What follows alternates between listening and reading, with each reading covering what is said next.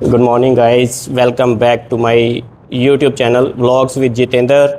आज आपके लिए हम एक नया वीडियो लेकर आए हैं। बेसिक ऑफ कंप्यूटर की एक सीरीज़ शुरू कर रखी थी, तो उसमें एक नया टॉपिक लेके आए हैं हम लोग, कंसेप्ट ऑफ मेमोरी। तो कंप्यूटर के अंदर मेमोरी का क्या कंसेप्ट होता है। तो डाटा को स्टोर करने के लिए कंप्यूटर के अंदर मेमोरी का यूज़ किया जाता है। तो it is an essential part of computer for storing data को स्टोर करने के लिए हम कंप्यूटर के अंदर क्या यूज़ करते हैं, मेमोरी का यूज़ करते हैं। उसके बाद टाइप्स ऑफ मेमोरी, तो मेमोरी को दो भागों में डिवाइड किया गया, 2 पार्ट्स में। फर्स्ट है internal memory and second one is external memory.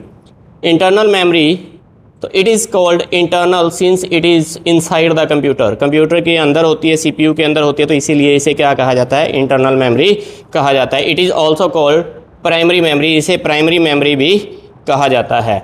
It is basically of 2 kinds. जो हमारी प्राइमरी मेमोरी है यानी कि इंटरनल मेमोरी है, वो 2 तरह की होती है हमारे पास। एक है रैम और दूसरी है ROM. RAM means random access memory, ROM means read only memory. उसके बाद RAM stands for random access memory. कई बार पेपर के अंदर 1 नंबर का क्वेश्चन पूछा जाता है, रैम स्टैंड्स फॉर, तो RAM stands for random access memory.